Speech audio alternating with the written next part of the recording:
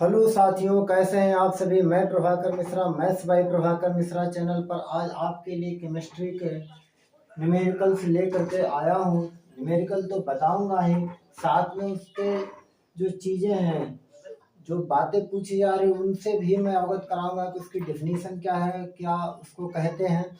तो यहाँ हम सीधे आते हैं। ये जो क्वेश्चंस है ये रेलवे के एग्जाम्स के लिए बहुत ही महत्वपूर्ण है, पूरे एनसीईआरटी बेस्ड है। टीसीएस के बहुत फेवरेट क्वेश्चन जो पूछे जाते हैं। क्वेश्चन में पढ़ता हूँ, एक धात्विक ऑक्साइड के 0.4 ग्राम को हाइड्रोजन के साथ तप्त करने पर 0.24 ग्राम धातु शेष रहित धातु का तुल्यांकी भार ज्ञात कीजिए। यदि धातु की संयोजकता 2 हो तो उसका परमाणु भार भी बताइए। तो सबसे पहले तुल्यांकी भार तो हमें पता होना चाहिए कि ये होता क्या है। मैं सिंपल, अगर जिसको ना पता हो उसके लिए भी बता रहा हूँ कि कोई भी पदार्थ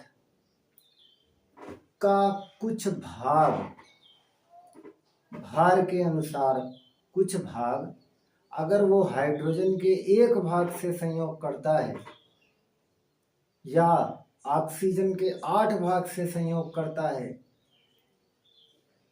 या क्लोरीन के 35.5 भाग से संयोग करता है या अन्य किसी भी पदार्थ से संयोग करता है जिसका तुल्यांकी भार जितना भाग है, तो उस पदार्थ की मात्रा को, मतलब उस पदार्थ के भाग को उसका तुल्यांकी भार कहते हैं। और चूंकि तुल्यांकी भार एक भाग है, एक संख्या है, इसलिए इसका कोई भी मात्रक नहीं होता। मैं अगर समझाऊं इस जगह तो देखो, जैसे मैं कहूँ जल कैसे बनता है, आपने कहा हाइड्रोजन और ऑक्सीजन, इस बात से भी क्लियर हो जाएगा।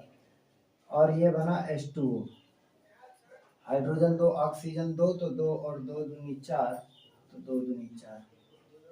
ठीक, यहाँ हाइड्रोजन का टोटल भाग मैं पूछूं कितना है, आप कहोगे सर 2 गुणे हाइड्रोजन का परमाणु भार 1 होता है गुणे 2, यानी हाइड्रोजन यहाँ 4 भाग। यहाँ ऑक्सीजन कितना, ऑक्सीजन का परमाणु भार होता है 16, तो 16 गुणे 2 यानी 32 भाग है ऑक्सीजन।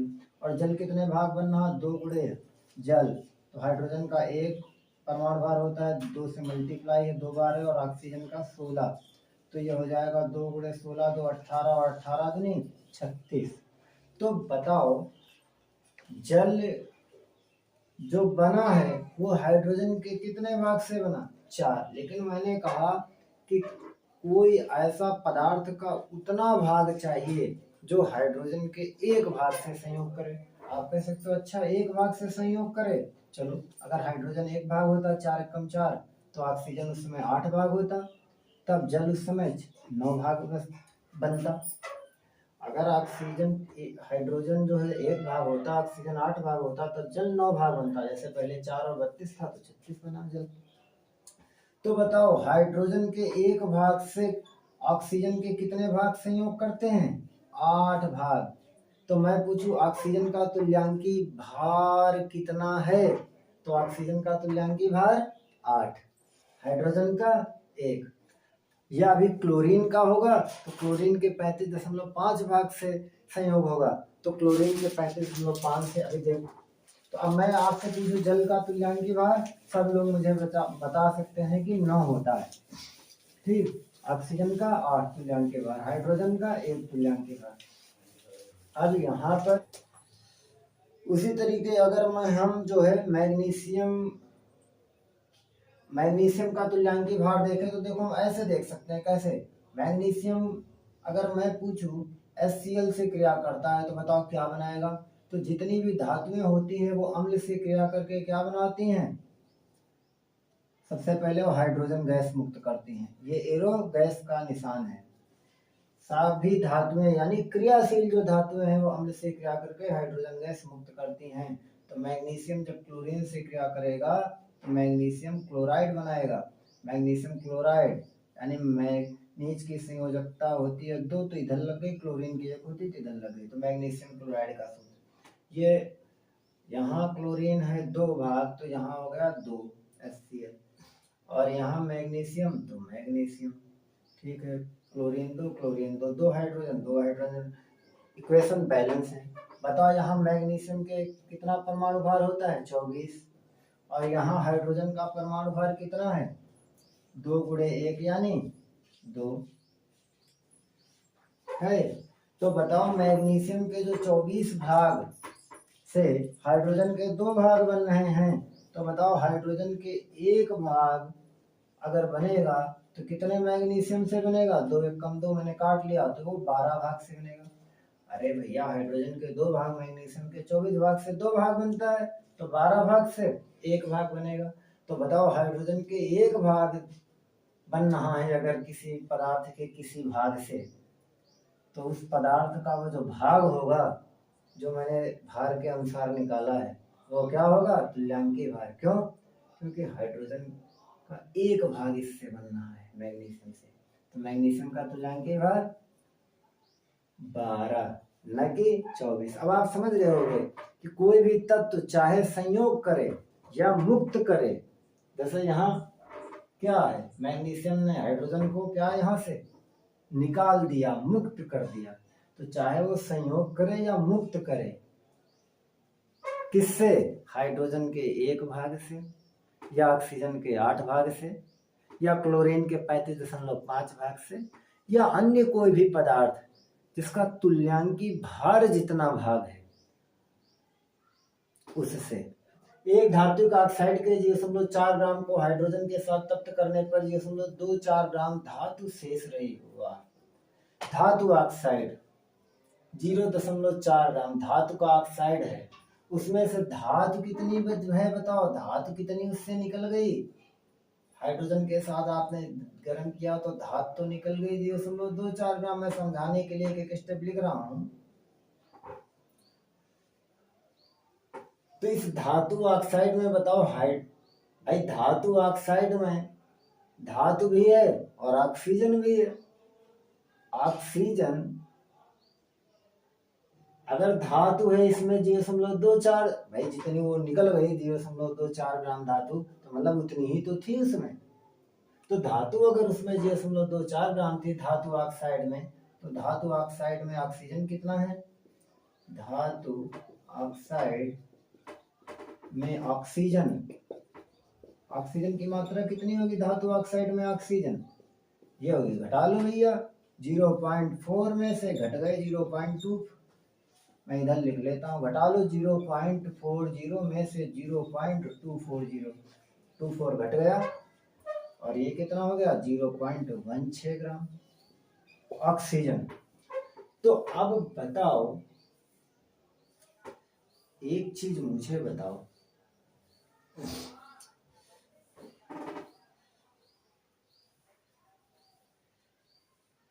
जो धातु निकल रही है, ठीक, धातु निकल रही है कितना?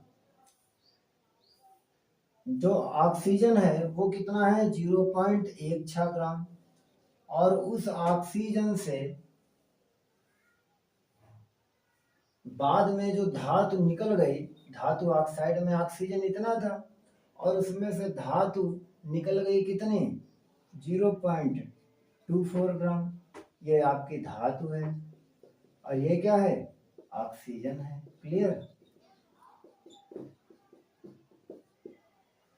तो 0.16 ग्राम जब ऑक्सीजन थी, उसमें से धातु ऑक्साइड से धातु निकली इतनी, तो बताओ अगर ऑक्सीजन के 8 भाग होते तो कितनी धातु निकल जाती और शेष बनती?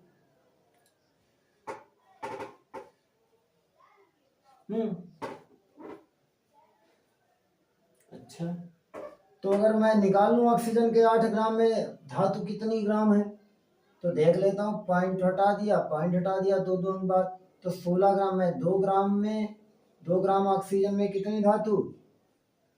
3। तो 4 ग्राम में बताओ मुझे, मैं पूछूं अगर भैया आपसे 8 ग्राम में बताओ, या मैं सीधे 8 ग्राम का निकालना था, ऐसे देख सकता था, 16 ग्राम में 24 ग्राम, तो 8 ग्राम में 12 ग्राम। तो कहने का मतलब जो धातु बच रही है 12 ग्राम, वो ऑक्सीजन के 8 भाग से बचेगी। तो अगर कोई भी पदार्थ चाहे वो संयोग करे या मुक्त करे, ऑक्सीजन के 8 भाग से, तो उस पदार्थ का वह भाग क्या होता है? तुल्यांकी भार होता है। तो यहाँ ऑक्सीजन के 8 भाग जो है, इनसे धातु शेष बचेगी 12 भाग धातु बचेगी। ऑक्सीजन के 8 भाग से 12 भाग धातु बची, अतः धातु का तुल्यांकी भार 12 होगा। क्या होगा? अतः धातु का तुल्यांकी भार 12 होगा। ये आंसर क्लियर। तुल्यांकी भार का कोई भी मात्रक नहीं होता, मैं बार बार बता रहा हूँ। तो परमाणु भार बराबर होता है, परमाणु भार बराबर होता है किसी भी चीज का तुल्यांकी भार, तुल्यांकी भार और गुणे में संयोजकता। परमाणु भार बराबर क्या होता है? तुल्यांकी भार गुणे संयोजकता। तो तुल्यांकी भार तो हम निकाल चुके हैं 12 और गुणे संयोजकता कितनी? 2। तो 12 दूनी 24। और परमाणु भार ये इसका भी कोई भी मात्रक नहीं होता है।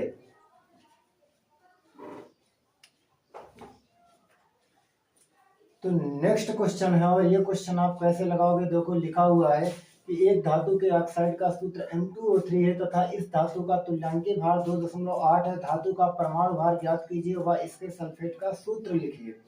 तो सबसे पहले अभी मैंने तुल्यांकी भार समझाया है, क्वेश्चन और भी करा चुके हैं, बिल्कुल सिंपल सा आसान है। आपके धातु के ऑक्साइड का सूत्र M2O3 है ना, और धातु का तुल्यांकी भार भी बता रहा है कितना है। तो सबसे पहले आप देखो कि उस धातु की संयोजकता कितनी है। तो धातु यम की संयोजकता, तो धातु यम की संयोजकता मैं पूछूं अगर किसी से कितनी होगी, तो आप कहोगे भैया एम की संयोजकता है 3। कैसे मैं जान गया? फार्मूले में संयोजकता पलट के लिखी होती है। जैसे यहाँ M2O3 है ना, तो यम की संयोजकता है 3 और O की संयोजकता इसके पास है 2। तो परमाणु भार बराबर क्या हो जाएगा? धातु, अभी मैंने बताया परमाणु भार बराबर होता है तुल्यांकी भार गुणे संयोजकता। तो तुल्यांकी भार ये तो आपका हो जाएगा तुल्यांकी भार, और गुणे ये क्या हो जाएगा? संयोजकता। ये फार्मूला होता है। तो बिल्कुल सिंपल सी बात, आप लिख लो तुल्यांकी भार कितना?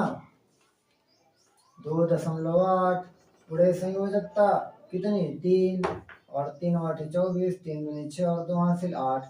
तो 8.4 इसका परमाणु भार होगा, और ये पहला आंसर हो गया। मैं समझता हूँ सबको समझ में आ गया होगा। और इसके सल्फेट का सूत्र लिखिए। सल्फेट का सूत्र, तो सल्फेट का सूत्र लिखने के लिए अच्छा बताओ, यम की संयोजकता, यम सल्फेट यानी धातु का सल्फेट है, लिखना सूत्र। यम की तो संयोजकता 3 होती है ना, और सल्फेट SO4 उसकी संयोजकता कितनी होती है? 2। जिसको ना मालूम हो देखो फार्मूला, आप ऐसे H2SO4 भी है, सल्फ्यूरिक एसिड का फार्मूला। तो जो सल्फ्यूरिक एसिड का फार्मूला है यानी जो H2SO4 है, तो H2SO4 यानी सल्फ्यूरिक एसिड, तो यहाँ सल्फेट की संयोजकता कितनी है? 2। वही तो हाइड्रोजन के पास लिखी हुई है। तो यहाँ से यम की क्या हो गई? क्रॉस मल्टीप्लाई से फार्मूला बन जाता है।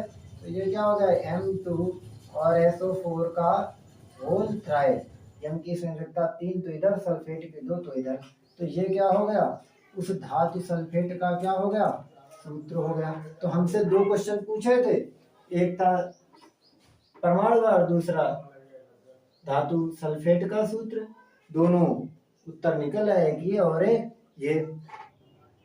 तो वीडियो को लाइक कीजिए, चैनल को सब्सक्राइब कीजिए और ज़्यादा से ज़्यादा लोगों को शेयर कीजिए और नोटिफिकेशन की घंटी दबा दीजिए।